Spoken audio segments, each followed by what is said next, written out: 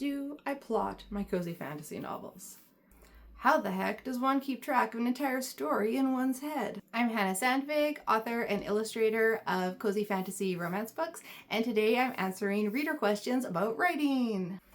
It is not my plan to make this a channel just for writers. I don't consider myself any sort of writing guru, but I do know it can be fun for everyone to see how a story comes together, especially because I know that everybody has a completely different process. So it's fun to see if any of it connects with you or just to see how my books are written. I sent out a survey to my newsletter peeps about a month ago asking if you guys had any questions about just anything about my books or my writing or art that I could cover in upcoming posts or videos. So these questions are from that. I got so many interesting ones that I cannot fit them all into one topic on one video, but today I wanted just to talk about specifically plotting and writing, just kind of the drafting, getting starting with a story. However, I am future Hannah right now, and I got so excited about nerding out about everybody's questions about story, which is like one of my favorite things, that I did go over the time that I meant to for one video. So we're going to split it into two. We'll do half of it this week and you'll get half of it again next week. So be sure to watch for that video coming soon. So I hope you enjoy this little peek into my story building process. And if you wait until the end of the video, you can see the results of my rather dopamine seeking shopping trip I went on yesterday morning. All that and more. But first, tea, always tea. Today's tea is lemon cake. It is delicious. It is a black tea, so it is caffeinated because it is early enough in the day that I thought I could sneak in another black tea without the caffeine keeping me up all night. And I wanted to get every last bit out of my honey jar because who can afford to waste honey in this economy? Not this girl. Also, the bees worked really hard making that honey for me, so I don't want to waste any of it. This isn't just to be cute for YouTube, by the way. I really do require 3 to 4 cups of tea a day just to function. Not necessarily the caffeine, only like the first one is usually caffeinated. I just need a happy little drink to give me the dopamine and make me go through my day. Okay, so I had a little extra honey because I wasn't sure if it was going to be sweet enough. So let's test it. Is it going to be good? Is it? Is it perfect? Is it great? Yes, success. Okay, then we bring it over to the computer and onto my heated coaster, which is the best thing ever because I always forget about my tea otherwise and it gets cold. But today it is perfect. I hope you guys appreciate my tiara today. I felt like writing questions were perhaps not inherently cozy fantasy enough, and so I am going for extra sparkle. Yeah. Okay, so when the questions came with somebody's name, I'm going to say their name, and if it doesn't, then I'll probably awkwardly say that I didn't know what their name was because I forgot to ask in the survey for people to list their names if they wanted. So my first question is from somebody. So thank you for your question. I'm sorry I forgot to ask what your name was. And she says, not a question exactly, which is a beautiful start to our question and answer time here. Not a question exactly, but I always love learning about an author's writing process, particularly how the idea for a story reveals itself to the author. So this is an interesting one for me right now because I am only just starting my second ever series. And my first series was all fairy tale retellings. So I had a really strong jumping off point. I went through and specifically picked fairy tales that kind of were within the Venn diagram of I know a lot of people love them. So I'd be able to find readers who were excited about the stories and that I also love them, obviously, because there are a few popular fairy tales or well-known ones that I'm not going to touch with a 10-foot pole because I just am not into it. No Hansel and Gretel, please stop asking. It's creepy. I don't like it. I don't want to do it. I don't care if there's a gingerbread house. There's a little bit of that in the Wolf Gate, but that's as close as it's getting, okay? Not getting any closer. That wasn't one of your questions. Okay. But for all of those ones, what I did was I took kind of the plot of the original fairy tale and also I would think about what the ideas that are really in kind of the general pop culture consciousness that people think about the fairy tale. And I would take those elements and try and work a story around that I felt stayed true to the heart of the original fairy tale, but was still what I wanted to tell. And I think that as I develop the characters, they do a bit of that for me. But this next series is a little different. It takes place in the same world as the books I've been writing previously, but they're not fairy tale retellings. They take place in this tiny little cute village on a little secluded island, and it's kind of cut off from the rest of the world, and they're going to be original fantasy romance, cozy fantasy romance, not romantasy with the drama, stories set in this little town.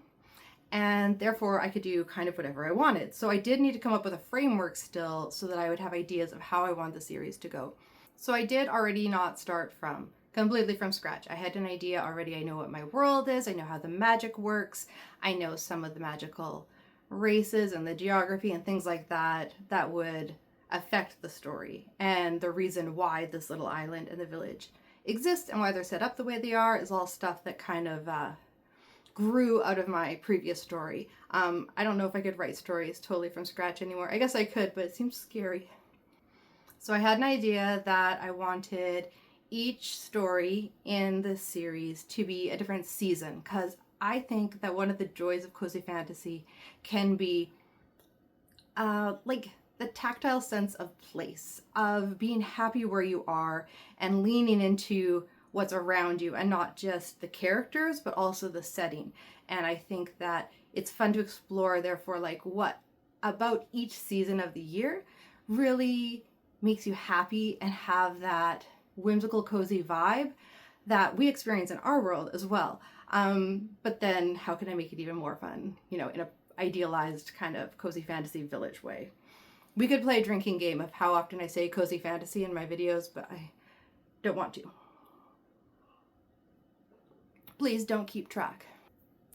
Anyway, so we're doing one season per book, and I was going to start with spring because I had a good spring idea. And I wanted to also work in a holiday from each season. I just love the idea of having like a really cute little market in the middle of the town square where you enjoyed like the holiday festivities every time. I don't know if you guys watch Hilda. It's an animated series on Netflix. My whole family, we love it so much. And one of the things I love about Hilda is when they have a festival and all the townsfolk come out and there's little booths and they're selling fun drinks and things like that. There's one about is it the Thunderbird? If you haven't watched Hilda, it is an absolute delight. And then also I love Gilmore Girls, because I am of that age, even though I know a lot of younger people do too, and I'm so happy. I'm trying to make my kids watch it. Side note. But Gilmore Girls also has that town square, and then there's always festivals going on and events, and some of them are ridiculous. And I think it's just a setup to show all the kind of quirky side characters in a town and to force your characters to interact in different ways. And I just wanted to do that. So like these holidays, but because my world is set in a version of Tir na Nog and is based kind of on those Celtic folklore things, I wanted to celebrate the Celtic holidays. It's important for me for my world building to have some sort of logic that we follow. So seasons of the year, each with a holiday. I was going to start with spring, but then I got offered a chance to take part in a multi-author release. So this is it'll look like a series. All the books are branded to go together and they have a similar theme, but each author is really writing their own story. So you don't have to read any of the other ones and they're not interconnected. They're just kind of have similar vibes. And when they told me what it was going to be cozy fantasy romance, low spice, like just kisses to closed door, and based around a winter holiday. And I was like, that's what I want to write anyway. So I was like, scrap spring. Nobody cares about spring anymore. I do care about spring. It'll happen soon. We're going to start with winter. So I had an idea. I was coming up with my characters, and I just was kind of feeling it, but not really. And also, I've always been someone, I love cozy fantasy and the feelings, but I do like a bit of epic stakes, a little bit of stuff going on, not just making the best soup, which I love that stuff too, but it's some other stuff to happen as well. So I was trying to come up with this plot and it was kind of mostly working. I wasn't quite there yet. And then I was driving my car to get groceries. And this does not happen to me, by the way, usually. Driving my car, the groceries part does. Driving my car to get groceries. And I had this like vision in my head of this girl, and she was an assassin or something of that sort. And she was a bird shifter. And I knew right away that she should be based on the Tengu. I have to learn how to say it right. I hope I said it right. We'll find out soon. I'll look it up later. A Tengu, which is a Japanese folklore creature, person, race that are often bird shifters. Sometimes they have other aspects. It's all very foggy. I'll get into it in another video. But in my version, Tengu, bird shifter, falling from the sky, feathers flying, in her non-bird form. I always want to say they're human form, but they're not human. They're fae, so they're fae form, plummeting through the sky in the Japanese version of fairy. Falling, and then of these two characters who are from my fairy tale series. I've got a fairy godmother, and then throughout the series, she also gets an apprentice. So I just had this idea of the fairy godmother and the apprentice like bickering, but you can't see them. You just like hear them. So she's falling to her doom, and then she starts hearing people bickering, and you're like, what the heck? And then a gate opens up, a portal in the air. She falls through it into the ocean, the cold, cold winter ocean. I'm so sorry, America. It's not very nice to you, but I promise it's going to get cozy. This is not like the best start to a cozy fantasy ever. Falls through, washes up on shore. I added some Silkies in because I didn't want her to drown. Silky's taken her to shore now, and she gets found by a man who lives on this island with a little village. And he's like, what do I do with her? And then I added a lot more reasons why. There was all sorts of angst. There's all sorts of angst, but set in this adorable, cute little village, and they fall in love. Obviously, it's going to be so cute. I've only written 2 chapters so far. Anyway, I had that idea, and I was like, never mind these other guys. I need this crow girl. We're going to figure this out. So now I've got a crow, and the guy turned out to be a magpie shifter, and he used to be a thief, and he's raising his little sister in hiding because there's a secret, and he's trying to keep her safe in this adorable, cute village with all sorts of festivals and, you know, magical baking. And he's a candle maker because I needed it to be called, for no reason, for reasons I can't tell you, he is a candle maker for secrets. And it's just kind of snowballed because it's in the snow from there. But I don't feel like it usually, I don't think I've ever had it come to me in this like clear, crazy vision. So that's my story about how I came up with the idea for this book, and not how I've ever come up with an idea before, but I like it. And if inspiration continues to strike me while driving, I literally had to pull over into the parking lot and write a whole bunch of notes in my notes app on my phone and like think about it for a bit, and then go inside and buy like oat milk and bread. It was exciting. Ideas in general, I would say I think best while I'm walking. I actually dictate my first drafts, which is really helpful for me. Partly because that's how ideas flow for me naturally, and partly because I have ADHD and I really hate sitting at the computer and typing. So I don't get writer's block when I'm out dictating, just talking to myself in the forest with a voice recorder. So usually my ideas, either I kind of come up with them completely, or I can develop an idea that has sort of been rattling around in my brain. Usually it's like some sort of offshoot of some other story or some idea I have. And then once the first book in the series is written, I also try to work into it at least one person from each couple of the next books, because I like to write interconnected standalones. So by the time I'm finished writing this winter book, I should have the characters figured out, or at least one from each couple, but hopefully maybe all of them, for the other 3 seasons.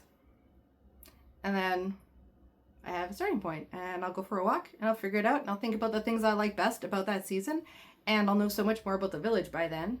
it's fun discovering it now, but it's a lot of work. I forgot how much work it is to start a new series. Oh, I think that also answers Clara's question, which was just how you come up with plot lines. So that's part of it. But like into the next question, I got a question from Lexi. It says, how much do you outline / plan before you start writing? So that's an interesting one. And I have to say that I'm not sure still. I've been trying to figure out what the sweet spot is for me. When I first started writing, I plotted it out completely. And then I continually had to go and like fix my plot and fix my plot and fix my plot because I'd go off the rails. And then I got a little bit further into practicing and I would like kind of plot a little less, but I would think maybe now I know how books work so I could plot it better, but I would still find that I'd go off the rails. So with this book, and it worked pretty well with my last book too, with The Frostgate, which turned out chunky. For me, it was almost 100,000 words, which is the longest book I've written so far. I know it's not a Brandon Sanderson long book, but for me, it was pretty big. Anyway, the way I've been trying to do it is I've heard it called headlight writing, or I would rather call it maybe lantern writing because I write the fantasy books. But the idea is that I don't know everything that's going to happen in the entire book because I can't, and I will just change it anyway. So it's just like a waste of time and causes frustration, and I have to rewrite the plot 10 times. But I also can't know nothing. I can't just like walk in and sit down and start writing a book without knowing anything, especially because I'm dictating. I have to say the words out. I don't know if that's easier or harder than writing, but you have to know a little bit about what you want to happen. So for me, I've found that I have these ideas for things I want to happen in the story. And I usually have a real strong idea of the setup and a real strong picture of the end. And then a few scenes in the middle, I've heard them called set pieces, some people like call them, or things like that. Things that I'm like, this is the thing I really want to do. And I try and figure out a way to hit those things in the middle. I also do look at, there's 2 writing structure kind of theories that I like. One is save the cat. And that is what screenwriters use for a lot of things. If you learn it, it makes you insufferable to watch movies with because you can tell everything that's going to happen every time. Because almost every screenwriter in the Western world uses this. But it kind of is the one that tells you, like, you have the inciting incident and, like, the climax and the dark night of the soul and, like, all those things. And it shows you sort of the shape of how a plot works. And really specifically, like, this percentage is this and this percentage is this. So if you fit it that way exactly, then I guess readers know what to expect. But I don't know any writers who manage that. There's probably some, but movies do. And then there is a system called Romancing the Beat. These are both great books. Save the Cat writes a novel, and Romancing the Beat, I don't remember who they're by. And Romancing the Beat shows you like the shape of a romance arc. It would also work, I would say, for a friendship arc probably, but it has like all these points that you would hit, like with the meet cute and all these things, to have a satisfying and effective romance story. So if you combine those two, which my friend Asanya like to call Romancing the Cat, you can kind of get a feel for what the shape of a story should be. And then previously I had used that to actually put in all my plot points, and now I'm more just kind of like, I feel like we're going to be like this-ish thing for this part. Or any ones I have, I might kind of pencil in, but I try not to be too specific. But later on, when you're editing, you can look and be like, oh, did I hit that stuff? And if it's not really feeling satisfying, you could have missed something in there. So because I'm trying not to overly plot out every single action my characters take, what I am trying to do with this book is more pre-writing, which means I'm trying to spend more time like world building and thinking about the characters and setting up my setting and my rules and the magic system and all of that stuff. So I have that sort of framework that the characters are moving through. That way it's not quite so much like anything could happen. You know the rules of the world and you know some things about it and some like cute fun things you want to include, and that gives you like a path that the characters will kind of follow. They don't follow any paths. They do their own thing. But there's that. And the reason for this, which is, I feel like I'm somebody who is both very chaotic sometimes, ADHD, and also I really do like structure, and I like to know, and I want to have a system. I love a system. So the two warring parts of this mean that in the end, I need to be intuitive, is what I've learned. So I try and have a good setup, but I trust my subconscious brain by now. So I know that I will put all these things in place in a book.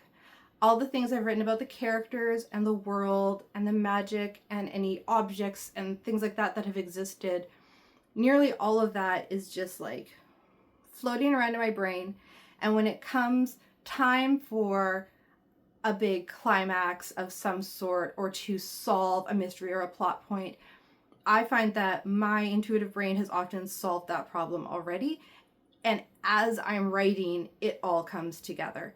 But I don't know at the beginning of the book what all those little things will be. I don't know exactly what the personalities of my characters are. I don't know about that little throwaway line I made about something that later on develops, and then it really becomes clear what the best outcome is for the book. Even though I know it's going to be a happy ending and how it's going to work out in the end.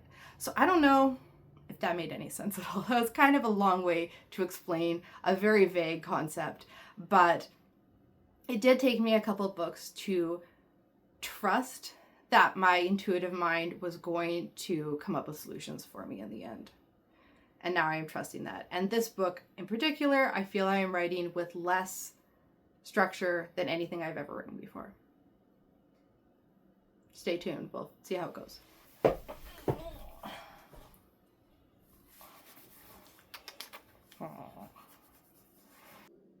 So I think that's a pretty good place to stop for today. I want to thank you guys who sent in questions again. If anybody else has a question for me that you would love me to cover in a future video, you could leave it in the comments, or you can chat with me anytime over on Patreon. I have paid tiers, including new chapters of whatever book I'm currently writing, which right now is that cozy fantasy winter one that I was talking about in the video at some point today. But also I have a free community, and that includes access to the community chat where we can all hang out and visit and nerd out about stories and cozy things and all the stuff we love. And it is wonderful and sweet and supportive and the best place on the internet. I think I'm not at all biased, though. It is an objective fact. If you found this video interesting, informative, or just fun, I hope you will like and subscribe so you can see more videos and not miss the one, especially for next week. That will be the rest of these questions.